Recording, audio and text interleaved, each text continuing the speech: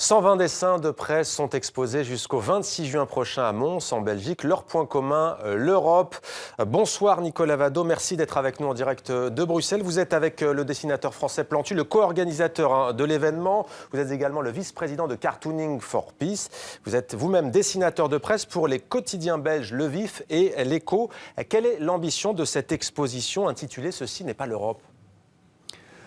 C'est de montrer d'abord que l'Europe est un très beau projet qui est souvent battu en brèche. Et puis c'est une exposition qui s'adresse surtout aux jeunes, qui est découpée en 10 thématiques, en commençant par le projet européen. Et puis ce sont différents sujets qui sont dans l'actualité, c'est-à-dire la crise de la dette, la crise des réfugiés, les rapports avec nos voisins de l'Est, les rapports avec la Turquie.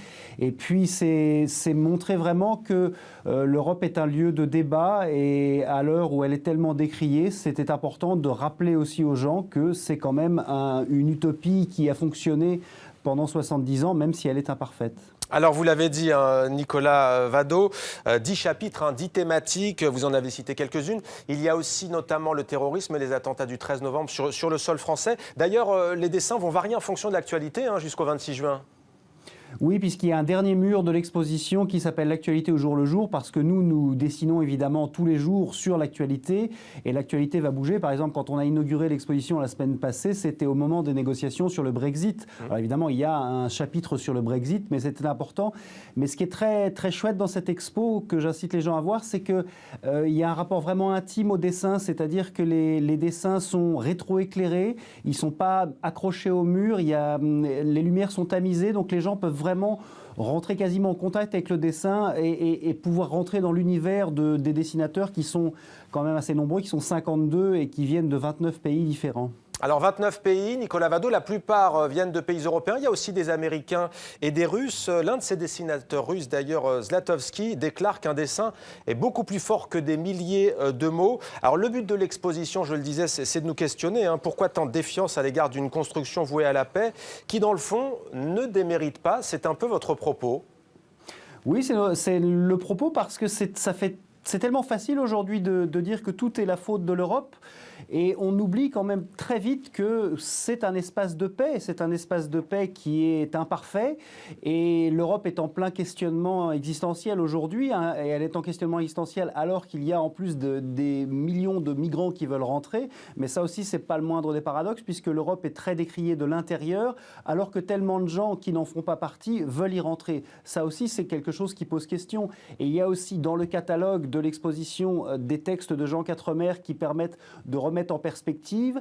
Et puis, on veut vraiment montrer la force de l'image, parce que la force du dessin de presse et de Cartooning for Peace, c'est justement de faire des images qui traversent les frontières géographiques, mais aussi les frontières à l'intérieur de nous-mêmes. Et le dessin a cette grande faculté, justement, d'appeler à l'enfance, à l'enfant qui est en nous, et à traverser les frontières. C'est pour ça qu'il ennuie tellement les dictateurs. Et Zlatovski, dont vous parliez, qui était en Belgique la semaine dernière, a fait beaucoup d'interviews, et c'est assez inquiétant ce qu'il dit, parce qu'il dit qu'en Russie, par exemple, la liberté d'expression n'existe plus, et il n'est plus possible de dessiner sur Vladimir Poutine.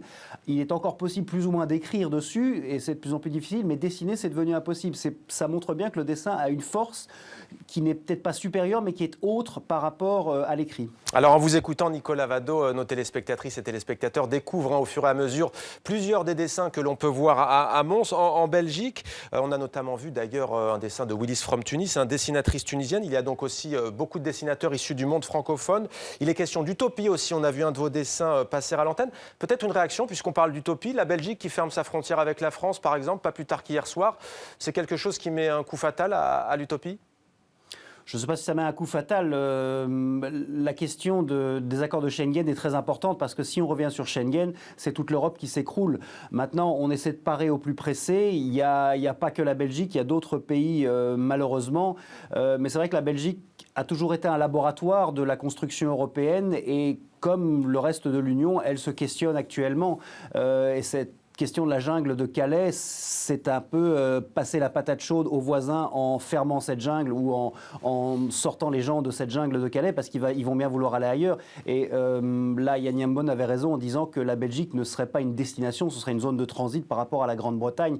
Donc c'est vraiment, encore une fois, une question. Nous, les dessinateurs de presse, Nous ne sommes pas des politiciens, c'est-à-dire que nous n'avons pas de réponse à apporter. Voilà ce qu'il faudrait faire. Souvent, on essaie de faire des constats et de chercher l'humanité en chaque être humain, où qu'il soit dans le monde. C'est pour ça que dans cette expo, je vous ai dit, commence par le projet européen, mais elle se termine par l'Europe vue par les autres, parce qu'il est très important aussi d'avoir conscience qu'on fait partie d'un monde global et globalisé, qui a des mauvais aspects, mais de très bons aspects aussi. Et c'était important, je trouvais, de clôturer l'exposition avec le regard des autres, des non-européens, sur l'Union européenne. Nicolas Vado, merci beaucoup, dessinateur de presse, co-organisateur de l'exposition « Ceci n'est pas l'Europe ». C'est à voir jusqu'au 26 juin au Mons Memorial Museum en Belgique. Merci à vous.